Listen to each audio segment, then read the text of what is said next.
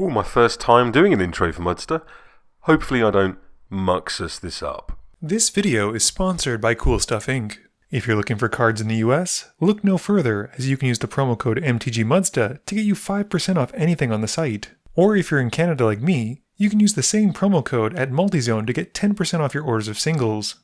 If cards aren't what you're looking for, Original Magic Art has playmats, tokens, and sweet art that you can use that same promo code to help you get 5% off your order there. If you're looking to bling out your cards, using Alter Sleeves is a great way to do so, and you can click the affiliate link in my About section to help out the channel as you make an order. And if you just want to help out the channel, you can always consider becoming a patron for as little as $1 a month and join the generic Goblin Gang. Hey gang, and welcome back. Today's game was filmed at Red Dragon, and we have Nathan returning, playing as Mayael of the Anima deck. He keeps Worldly Tutor, Austere Command, Krosan Verge, Beast Within, Marsh Flats, a Forest, and a Green Warden of Marasa. New to the channel is Raph playing Jori and Ruin Diver, keeping Young Pyromancer, Deep Analysis, Evacuation, Electrolyze, Reality Shift, Primari Campus, and an Island. Scott is back rocking his Rograkh and Keleth deck, keeping Deflecting Palm, Squeeze Embrace, Commander's Plate, SRAM Senior Edificer, Cosmic Intervention, and 2 Planes. Also new to the channel is Cam playing Jodah, Archmage Eternal. He keeps Sunbird's Invocation, Mental Misstep, Avacyn Angel of Hope, Simic Signet, Boros Signet, Temple Garden, and a Breeding Pool. Nathan wins the die roll and starts us off. He plays a Forest for turn and taps it for 1 green to cast Worldly Tutor, which gets promptly Mental Misstepped by Cam, who pays 2 life for the counterspell. Scott casts one of his commanders, Rograkh, son of Rograkh, and then a Plains, and casts a Commander's Plate, passing to Cam. Cam plays a Breeding Pool tapped and passes to Raph. Raph plays a Prismari Campus and passes back to Nathan. Nathan plays a tap Krosan Verge and passes.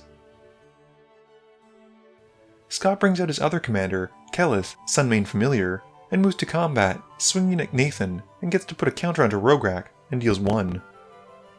Cam shocks out a Temple Garden, taking 2, and then casts a Boros Signet. Raph casts a Preordain, scrying 2 and drawing, and then plays Temple of Epiphany, scrying 1. Nathan plays a Marsh Flats, and cracks it, losing 1 to go and find Plateau, and passes. Scott plays a Plains, and then pays enough to equip the plate onto Rograkh. He swings Keleth at Raph, and Rograkh goes at Nathan again. He puts a +1/+1 counter onto each of his attacking commanders, and then Nathan and Raph take the hits. Cam plays a Stomping Ground, and takes 2 so it comes in untapped, and casts a Simic Signet. He then casts Nature's Lore, and goes to find an overgrown tomb, putting into play tapped. At the same time, Nathan decides to crack his Krosan Verge to go and find a Forest and a Plains card. Raph plays an Island, and casts his commander, Jori and Ruin Diver. He then casts Gitaxian Probe, playing 2 life instead of the mana cost, drawing a card and looking at Scott's hand. He also gets to draw another card thanks to Jorian, and passes to Nathan. Nathan casts his commander in his main phase, Mayael of the Anima, and passes to Scott. Scott plays a Plains, and casts SRAM Senior Edificer. He then casts Squeeze Embrace onto Rograkh, and draws a card off of SRAM. Moving to combat, Rograkh goes at Cam, and Keleth goes at Raph. He puts a +1/+1 counter onto each of his attacking commanders. Cam untaps and plays a Sulphurous Springs. He then taps enough for a Sunbird's Invocation and passes turn. Raph plays an Island and casts Young Pyromancer. He then casts Reality Shift and exiles Keleth, which makes him an Elemental token, and draws him a card from Jorian. Nathan plays a land for turn, and then casts Garruk Wildspeaker. He upticks the Planeswalker, untapping 2 lands, and then uses Beast Within to blow up Cam Sunbird's Invocation. Scott untaps and plays a Mountain. He moves to combat, swinging all 3 creatures at Cam. Cam declares the Beast token as a blocker on SRAM, and Scott flashes out Embercleave onto Rograkh. At this point, that's enough damage to take out Cam, and we then move to Raph's turn. Raph untaps and casts By Force, destroying Embercleave and the Commander's Plate. He then moves to combat, swinging Jori and the young pyromancer at Scott, who connect, and he passes turn. Nathan floats 2 mana, and then untaps the 2 lands with Gorakh's uptick ability before casting a Sun Titan, and it brings back the Marsh Flats from his graveyard to the battlefield. And he cracks it to go and find a land. He then casts Lightning Greaves, putting them onto Sun Titan, and goes at Scott. This gets him a Sun Titan trigger, bringing back the Marsh Flats again, and Scott takes the hit, and Nathan cracks the fetch land to go and find another land. Scott's turn has him casting a Luminarch Aspirant, who comes in and puts a +1/+1 counter onto Rograkh as he moves to combat. He then swings the Kobold at Nathan, who takes the hit, and Scott then passes. Raph plays an island and passes back to Nathan. Nathan plays a Misty Rainforest and then casts a Tali Primal Storm. He moves the Lightning Greaves over onto it and moves to combat. Before attackers are declared, Raph casts Evacuation to return all creatures to hand.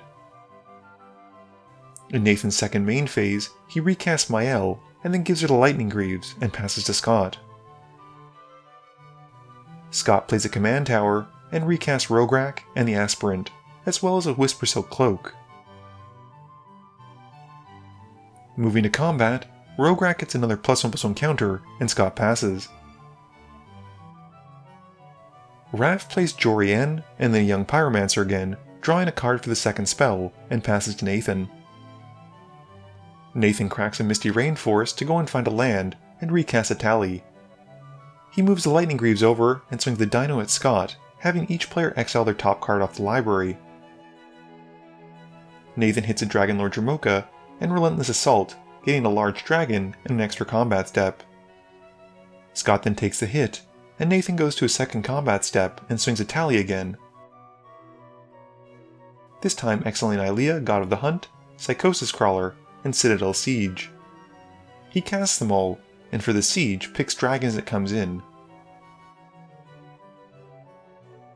In his second main phase, he upticks Gorakh to untap some lands, and passes to Scott. Scott plays a land, and is quick to cast Divine Reckoning. Nathan chooses to keep a Tali around, while Scott keeps a Rograkh, and Raph keeps the young Pyromancer. Scott then equips a Cloak to the Kobold, and swings it at Nathan for 1 commander damage. Raph casts a Soul Ring, hits Nathan for 2 with his young Pyromancer, and in his second main phase, cycles an Ash Barrens to go and find a mountain, and plays it, passing.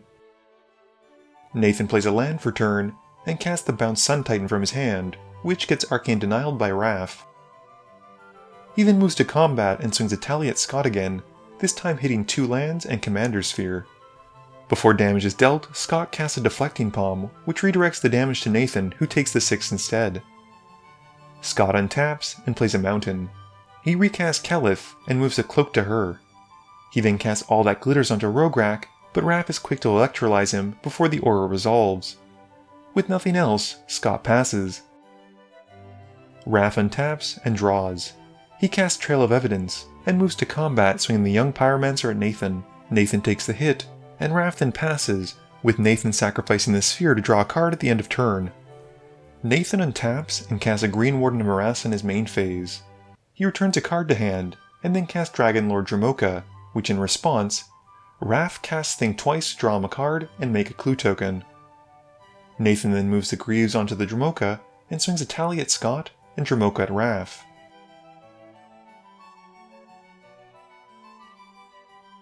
He hits Inferno Titan, Spell Twine, and Generous Gift, and Nathan casts all 3. He Spell Twines the Relentless Assault and Worldly Tutor, and with the Inferno Titan into the battlefield trigger, deals 1 to the young Pyromancer and takes out 2 of Raph's elemental tokens. He also gives Scott a Generous Gift in exchange for the Whispersilk Cloak. Nathan then goes to find Xenagos, God of Revels, and puts him on top of his library. His opponents then declare blocks, with Scott jumping a Tali with the Elephant token, while Raph takes the damage from Dromoka as Nathan moves to a second main phase. He then moves the boots to the Inferno Titan, and then gets a second combat step and swings a Tali and the Inferno Titan at Scott, while taking out the remaining elemental token on Raph's side of the board, as well as Keleth and dealing 1 to Scott's face. The exile trigger happens again, and this time he hits Xenagos, Paladin class, and Chain Reaction. Nathan decides to cast the Paladin class and Xenagos, and Scott then takes the 12. Scott recasts Rograkh and Keleth and then ends his turn, to which Raph responds to by cracking a clue token and then casting Pongify to destroy Dragonlord Dromoka, giving Nathan an ape token, and also makes him another clue token. Raph casts Arcanomancer in his main phase, and returns to hand Evacuation, passing to Nathan. Nathan untaps and moves to combat, and Raph is quick to cast Evacuation, paying the extra 1, and bounces all creatures back to their owner's hand. Nathan then moves to a second main phase, and casts a Tally, and then upticks Garruk, untapping some lands, and equips a Tally with the boots, and then recasts Inferno Titan, and he has the Enter the Battlefield trigger deal 2 to Scott and 1 to Raph. Nathan then casts a Sensei's Divining Top and passes to Scott. Scott overloads a Vandal Blast on his turn, and once it's resolved, destroying all the artifacts, recasts both of his commanders and passes to Raph. Raph plays an Evolving Wilds and cracks it for an island. He then recasts an Archaeomancer and puts Pongify back to hand and passes. Nathan plays an Ancient Tomb for his land drop, and then casts Nylea, God of the Hunt. He then casts Xenagos and moves to combat. He puts the Xenagos pump onto a Tally, but Raph decides to Pongify it. He swings the Inferno Titan at Raph, and has the on attack trigger dealing 3 to Scott, taking him out, and Raph then takes the 6. Nathan then casts Ronus the Indomitable in his second main phase, and Raph cracks a clue token, and we move to Raph's turn. Raph plays an island and casts a Goblin Electromancer in his main phase.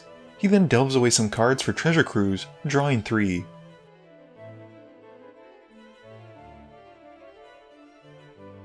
He then pays 2 for Curious Homunculi and passes turn. Nathan untaps and plays a land. He casts a Woodfall Primus, which gets Insidious Willed.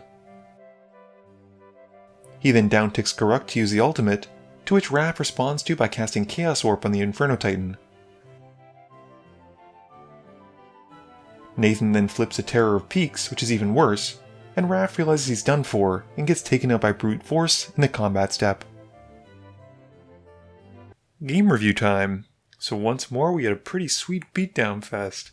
I'm just a little sad that Nathan never got to activate Mayael. I was happy to see that Rograkh and Keleth were as consistently good as they were in the first game. I was very pleasantly surprised to see that Embercleave come out and do as much work as it did, even though it was destroyed 1 turn later. And once more, Commander's Plate is just so good. In hindsight, I'm sure Cam wishes he'd saved the Mental Misstep for that instead, and I think he underestimated how much of a target Sunbird's Invocation will make him. Raph's Jori Index certainly seemed like it was doing what it was supposed to do, which was drawing cards from casting spells. I'm not too sure what the payoff was in his deck, so hopefully we'll see it again in the future. This video wouldn't be possible without the help from my sponsors, Cool Stuff Inc., Multizone, Original Magic Art, and Alter Sleeves. But it definitely wouldn't be possible without the help from you, the viewers, and my patrons. So I just want to say thank you for watching, and to remember, friends are just opponents you haven't eliminated yet.